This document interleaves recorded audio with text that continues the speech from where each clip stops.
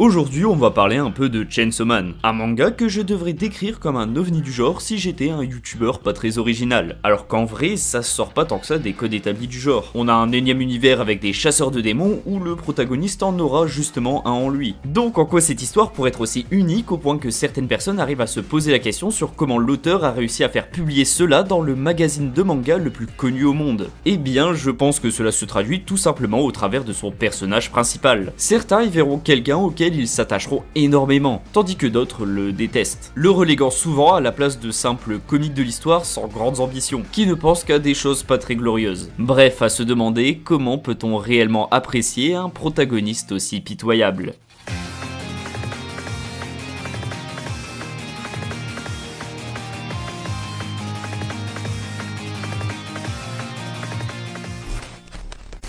Si vous avez seulement vu la première saison de Chainsaw Man, vous aurez largement de quoi saisir qui est réellement Denji. Pourquoi agira-t-il ainsi? Donc oui, rassurez-vous, pour le moment, on n'aura pas besoin d'ouvrir la porte. Ça veut dire qu'il n'y aura pas de spoil du manga, on va seulement parler de la saison 1. C'est au cas où si t'avais pas... La vie de notre protagoniste ne commencera pas très bien. Il est criblé des dettes de son père qui s'est donné la mort et condamné à user de tous les moyens pour à la fois rembourser ses créanciers et subvenir à ses besoins. On est au point où il vendra ses propres organes et se lancera dans le métier le plus dangereux de son univers, devenant un Devil Hunter qui risquera sa vie chaque jour afin de gagner le plus d'argent possible. Cette vie, personne n'en voudrait. S'il le pouvait, Denji lui-même s'en passerait. Pour lui dont le meilleur repas consiste en une tranche de pain de mie, il rêve de beaucoup mieux, d'avoir un vrai lit, de vrais repas et même des relations normales avec d'autres êtres humains. Puisque oui, les Yakuza pour qui ce dernier travaille le traitent uniquement comme un petit chien docile, qui ne se retournera pas contre ses maîtres malgré le fait que ces derniers ne font que lui promettre quelque chose qu'il n'aura jamais. Et ça, notre personnage principal ne le sait que trop bien. Il se sait condamné à mourir de la même maladie qui aura pris par le passé sa mère. Mais bon, de toute manière, il s'était déjà résigné. Il ne connaîtra jamais mieux que tout cela. Sa seule consolation sera qu'à sa mort, son seul compagnon, le petit démon tronçonneuse qui lui sert d'ami, Pochita prendra son corps et vivra en quelque sorte à travers lui, en espérant qu'il pourra avoir un semblant de normalité après son trépas. Mais pour ceux qui auront au moins vu le premier épisode, c'est un encore plus cruel destin qui l'attendra. Le fidèle animal sera trahi par ses maîtres et la seule pensée qui le traversera sera pourquoi avoir un jour désiré plus. Pourquoi avoir rêvé de mieux. C'est là que le contrat de Denji et Pochita évoluera. Suite à leur nouvel accord, si Denji arrive à vivre un quotidien normal, Pochita deviendra son cœur et lui donnera la force de s'en sortir. Et donc ainsi, le Chainsaw Man tel que l'on connaît naîtra. C'est donc là que son histoire prendra donc comme point de départ. Il fera la rencontre de Makima qu'il suivra de par le simple fait que cette dernière lui promet un accès à un quotidien normal. Et à ses yeux, comment ne pas vouer une forte affection envers la première personne qui prendra soin de lui en 16 ans d'existence. De plus que c'est aussi la première femme avec laquelle il aura une interaction. C'est important de le préciser au vu de ses actions futures. C'est donc une nouvelle vie qui s'offre à lui, nourri de manière décente dans un appartement tout ce qu'il y a de plus classique, et même vivant avec une sorte de grand frère avec qui il nourra rivalité et support mutuel, mais aussi avec une petite sœur spirituelle, un maître, un travail qui le rémunère et même une personne à aimer. On a à peu près sous nos yeux tout ce que beaucoup d'entre nous possèdent dans la vie, sauf des douches régulières. Les joueurs de League of Legends n'y ont pas vraiment accès. Mais de ce quotidien banal pour certains, hors norme par rapport à ce qu'aura vécu notre protagoniste, Denji se posera une nouvelle question. Est-il désormais heureux?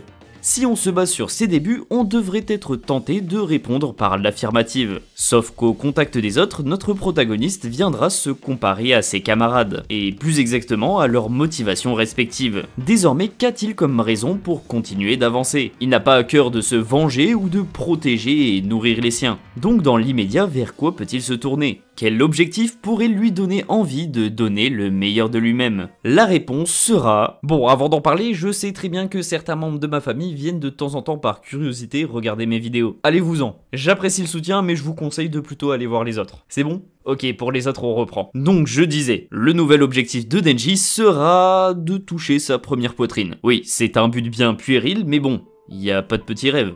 C'est un choix qu'il fera en conséquence de son statut actuel. Selon lui, il ne peut pas prétendre à plus pour le moment, donc ce n'est qu'une étape, mais bien suffisante pour le faire avancer pour la suite. Celle où il confrontera son rêve au monde entier. On l'aura compris assez vite, sa notion du bonheur semble bien différer de celle de tous les autres personnages que l'on rencontrera dans Chainsaw Man. Pour Denji, un simple fait du quotidien tiendra du rêve. Un contraste que les autres ne prendront pas en compte et le jugeront comme assez ridicule. Et quand je parle des autres, ça vise aussi nous lecteurs. Car son but n'est simplement qu'une version un peu tordue de ce qui nous aura traversé l'esprit bien plus de fois que de vouloir devenir le maire de son village ou plutôt le plus grand anarchiste des maires. Ses motivations bien moins romantiques que ses homologues, il les défendra avec tout autant de férocité. C'est là qu'on peut voir clairement que Chainsaw Man ne fait que proposer une vision déformée des codes du shonen. Il en conserve le fond mais jouera avec la forme. Vu qu'on gardera bel et bien un héros qui se battra jusqu'au bout n'hésitant pas à scander haut et fort ses aspirations, sauf que là, le rêve est tout simplement un peu moins poétique. On peut même ajouter à ça le manque du sens de l'honneur si typique au protagoniste du genre, qui ici ne manquera pas de faire défaut à Denji. Lui, sa façon de faire, c'est coups bas en tout genre et à commencer par ceux qui visent les parties. Sans ajouter qu'il n'hésitera pas à renier ses propres principes, particulièrement pour la moindre occasion visant à combler ses besoins primaires, donc le plus souvent celles concernant les femmes. Pourtant, lui ne fait que continuer d'avancer vers ses rêves, contrairement à ceux qu'il dénigre. Et puis bon, de toute façon, lui-même le dit, si à la fin il finit vainqueur, son rêve vaudra bien plus que celui des autres. Et puis en même temps, à quoi bon se lancer dans de grands objectifs si cela ne mène qu'à notre perte? Lorsque l'on prend la comparaison avec d'autres personnages de l'univers comme Aki, qui lui sera rongé par les flammes de la vengeance, se voyant perdre progressivement ce qu'il avait déjà. Et à la fin, il finira par avoir la même réflexion que Denji lors du premier épisode. N'aurait-il pas mieux fait de se contenter de ce qu'il avait déjà? Et c'est ça qui donnera un décalage très intéressant entre le protagoniste et le reste, aboutissant à la même réflexion finale, car dans tous les cas, on ne sera jamais pleinement satisfait de nos objectifs. Si on l'atteint trop facilement, on sera frappé par un sentiment de vide. Et si cela se révèle bien trop ambitieux, cela peut même causer notre perte. Donc la seule différence avec la manière de voir de Denji, ce sera qu'en ayant vécu déjà cette désillusion dès le départ, il sera capable de se contenter du minimum que le monde aura à lui offrir. Faisant d'ailleurs de lui le plus flexible des Devil Hunters, celui le plus qualifié pour ce métier dont l'avenir promis est incertain.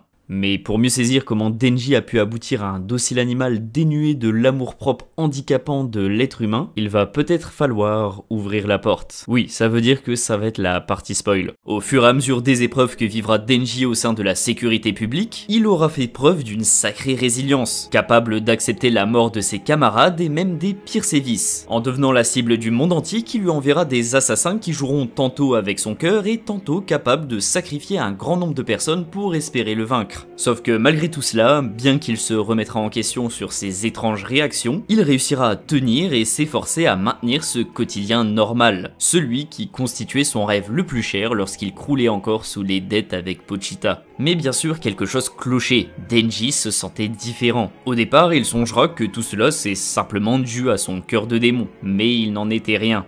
Denji s'était simplement habitué à sa vie de rêve. Celui qui avait le réflexe d'avaler la moindre calorie se verra vomir la glace que son lui du passé aurait tué pour manger. L'afflux de nouvelles sources d'inquiétude dans cette nouvelle vie viendra à le faire regretter l'époque où il n'avait pas à réfléchir, et à seulement bien se comporter auprès des personnes qui décidaient à sa place. Une fissure venait de se faire en lui, mais ce qui arrivera à le faire réellement sortir de son quotidien ne sera pas l'atteinte de son présent, mais plutôt celle de son passé. Ce qui fait la particularité de la construction des personnages de Chainsaw Man, c'est qu'ils sont tous façonnés par leur histoire, par chacune des expériences qu'ils auront vécues. Bien sûr, ce n'est pas quelque chose de propre à Fujimoto. Il n'a clairement pas inventé cette façon de faire, mais force est de constater qu'il en aura le sens du détail. Jusqu'à dans de simples scènes avec plus une dimension comique qu'autre chose, il conservera l'envie de tout prendre en compte. Comme par exemple lors de l'écœurante scène du vomi avec Himeno, où Denji aura pour réflexe d'avaler cette chose vaguement nutritive dans sa bouche. Une habitude en référence bien sûr à sa vie où il ne pouvait pas se payer le luxe de faire le difficile. Tout ça pour dire que si on arrive à façonner ces petits détails de comportement seulement de par la backstory du personnage, il faut se douter que l'attitude si pitoyable de Denji à préférer se comporter comme un parfait animal de compagnie trouve aussi ses origines dans son passé. Makima nous révélera en même temps que son véritable plan la partie la plus sombre de la vie de notre personnage principal, la fameuse chose qui se cache derrière la porte, celle que l'on aura entrevue depuis le début du manga, le premier et vrai traumatisme de Denji. Le cerveau des enfants est fascinant, il est capable d'enfermer les pires souvenirs. Ici sera consigné celui où le jeune Denji aura été forcé de tuer son propre père, un événement tragique. Mais il n'avait pas vraiment le choix. Le pire dans tout ça, c'est qu'en plus d'avoir ôté la vie de la seule personne qu'il côtoyait au monde, malgré tout le mal qu'il lui aura fait, il l'aimait. Ce terrible accident sera maquillé en suicide, afin que les Yakuza puissent continuer de faire rembourser la dette du père à l'enfant. Denji aura donc effacé ce souvenir de sa mémoire afin de se préserver, mais il en gardera une profonde culpabilité, se considérant comme un odieux personnage qui ne méritera rien, une personne qui ne mériterait pas d'avoir une vie normale. Ce point de l'histoire de notre protagoniste sera ce qui fait toute la base de son développement, de son comportement, celle d'un jeune garçon à la faible estime de lui-même prêt à se contenter de la vie d'un animal de compagnie, bref, un pitoyable personnage principal. C'est donc ainsi la raison pour laquelle on suivra l'histoire d'un jeune héros de 16 ans au comportement bien loin de ses collègues aux normes bien plus glorieuses, en tout cas si on se cantonne aux faits, vu que Denji n'est pas réellement dénué de tout comportement héroïque. Mais si on se cantonne aux faits, à savoir vouloir toucher une poitrine, embrasser une fille et j'en passe, oui ce sont bien des actions pathétiques. Et c'est rarement le genre de motivation que les consommateurs habituels de manga viendront chercher. Nous en temps normal ce qu'on veut c'est qu'on nous vende du rêve, du sensationnel, que les réussites du protagoniste nous galvanisent et surtout nous inspirent, pas qu'elles nous renvoient à nos pulsions les plus primaires. Donc l'argument de dire que Denji et ses objectifs sont plus proches de n'importe quel gamin de son âge, c'est pas un argument si intéressant pour la défense de Denji, vu que ceux qui s'en plaignent n'ont probablement pas besoin qu'on leur rappelle. Là où par contre on peut y trouver un réel intérêt selon moi, ce serait plutôt sur les réflexions que cela viendra apporter. Les désirs simples de Denji ont fait de lui quelqu'un de simple à contenter, le rendant aussi facile à manipuler à la manière d'un chien qui tu lui promets ses petites récompenses. Donc outre le fait de donner des scènes à l'humour bien japonais, qui ne parlent pas forcément à nous occidentaux, cela viendra aussi réfléchir sur le fameux adage. Vaut-il mieux être un imbécile heureux plutôt qu'un érudit insatisfait? Vaut-il mieux être un Denji qui sera heureux avec la plus piètre des existences ou un Saitama frustré de ne jamais trouver satisfaction? Oui, j'ai un peu imagé l'expression. C'est ce qui fera l'un des propos principaux de Chainsaw Man. Denji doit-il commencer à faire ses propres choix quitte à souffrir en permanence des conséquences? Ou plutôt se laisser guider en toute quiétude même si cela peut te mener à faire les actes les plus horribles ou les plus dégradants? La réponse de Fujimoto, bien qu'il nous ait dépeint perpétuellement les mauvais aspects, semble pencher pour le libre arbitre, de conserver malgré toutes les souffrances sa dignité humaine, car c'est un peu ça d'être normal. Donc le rêve de Denji ne se limite pas à vouloir manger des steaks tous les jours ou toucher la poitrine d'une fille, bien que beaucoup le limiteront à cela. C'est une quête visant à trouver sa place dans la société, quel est son rôle, et surtout qu'est-ce qui le rendra réellement heureux. Bien que je ne sois pas partisan de cette vision, on dit que malgré le fait qu'une seule personne aura écrit et dessiné ce manga, l'œuvre qui en résulte sera différente en fonction de son lecteur, qui lors de sa découverte y appliquera à l'intérieur sa propre perception. Et oui, du coup ça défend un peu les vannes qu'on faisait sur la surinterprétation des textes en cours de français. Mais là c'est un peu pareil, si vous ne percevez en Denji qu'un pitoyable garçon obsédé par le sexe opposé, vous y êtes un peu pour quelque chose. Et ce n'est pas la partie 2 qui viendra contredire cette réflexion sur Denji, vu qu'à la fin de la partie 1, il aura compris ce que c'est d'avoir une vie normale, de par le fait que Makima lui en aura offert une pour aussitôt lui retirer. C'est là qu'il se rendra compte que sa vision de la normalité ne collait pas réellement à qui il est. Au-delà de cette vision idéalisée qu'il en avait, c'est avant tout Chainsaw Man, craint par les démons et adulé par la foule. Il aura trouvé sa place dans ce monde, ses pouvoirs et ses responsabilités. Oui, ça fait très Spider-Man et a raison, vu que la partie 1 de Chainsaw Man peut être considérée comme une origin story de super-héros, à la différence que la façon de raisonner de Denji sera un peu différente. Ayant accepté sa condition de héros, la partie 2 sera plus centrée sur la double vie qu'il mène, et comment il choisira de la gérer, refusant de faire le choix de quelle identité endosser au début pour se rendre compte qu'il y aura des conséquences. Oui, j'ai lu le chapitre 170 et j'ai pas envie d'en parler, c'est encore trop tôt. Mais pour résumer la partie 1, il faut la voir comme Spider-Man 1 de Sam Raimi, et donc la partie 2 comme le second volet, en espérant juste qu'il n'y ait pas la suite de trop. C'est aussi pour cela que dans la suite, en parallèle, on suivra l'histoire de Asa Mitaka, qui est un parfait miroir de Denji. L'un se contente de tout et l'autre ne se contente de rien. Et c'est aussi surtout deux lycéens n'ayant pas encore saisi comment interagir avec l'autre. Je crois qu'on appelle ça des incels. D'ailleurs, ça expliquera aussi la perturbante référence à Evangelion, que je ne vais pas analyser dans cette vidéo. Débrouillez-vous. De base, je comptais pas trop m'étaler sur cette seconde partie, mais qui sait, si ça vous intéresse, je pourrais en faire une vidéo dédiée, vu que je la trouve un peu trop décriée. Mais ici, on va plutôt se concentrer sur la partie qui nous permettra de mieux répondre à la question qui vous aura fait cliquer sur cette vidéo.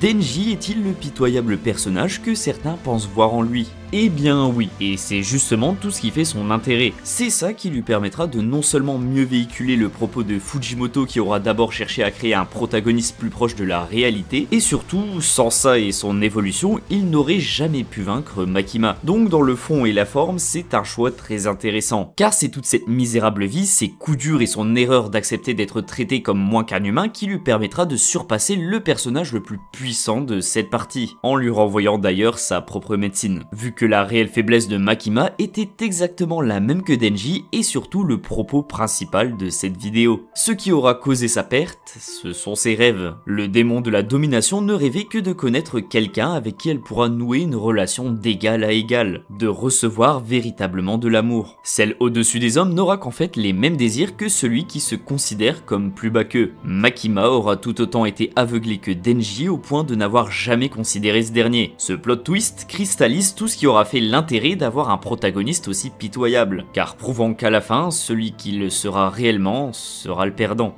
En fait non, donner une fin comme cela aurait été donner raison au Denji immature du début, sauf que ce dernier aura appris. Donc même à la fin, Makima pourra vivre son rêve malgré tout. Je disais au début que je ne voyais pas en quoi on pouvait voir Chainsaw Man comme un ovni du genre, à moins de s'attarder sur son protagoniste. C'est car il est à l'antinomie des personnages principaux de shonen. Là où les autres seront dirigés par leurs rêves grandioses, cela viendra négliger ceux qui désirent simplement être heureux, car la valeur de nos ambitions n'est pas ce qui définit un grand rêve. Merci d'avoir regardé cette vidéo jusqu'au bout. J'espère qu'elle t'a plu, si c'est le cas, tu sais comment ça fonctionne. Je le répète un peu souvent, mais c'est bien de le faire, n'hésite pas à liker, partager, t'abonner et laisser un commentaire. Surtout que c'est ma première vidéo sur Chainsaw Man, donc n'hésitez pas à me dire si ça vous a vraiment plu. Puisque j'ai d'autres sujets à traiter, mais bon, je risque sûrement de les sortir. Pendant le montage, je suis tombé sur une vidéo qui est sortie il y a pas longtemps, qui traite aussi de Chainsaw Man que je trouve vraiment intéressante. Le nom de la chaîne c'est Slime et ça parle de Makima, mais vu que c'est un personnage indissociable de Denji, il traite aussi pas mal dessus. Donc je donne un peu de force à mon échelle, n'hésitez pas à aller voir. D'ici là, on se retrouve pour la prochaine, passez sur Twitch si vous voulez discuter et j'ai toujours pas d'idée d'outro. Bon, contrairement à Denji, je suis Team Chat.